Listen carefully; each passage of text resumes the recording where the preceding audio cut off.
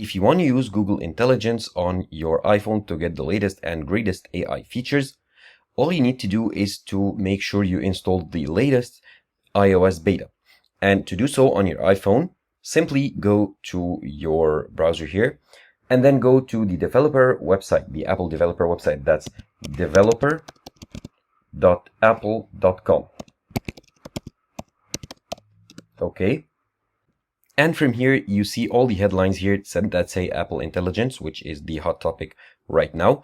Now, in order to download the beta and install it to your iPhone, you need to create a developer account here. So click on account here at the top right, and then either sign in with your email or phone number, or you can create an account now. So by creating an account, you basically become a developer and you are allowed to install the beta versions on your iPhone before their official release to try out all the new features. Okay, now here you need to add your information and you are basically good to go.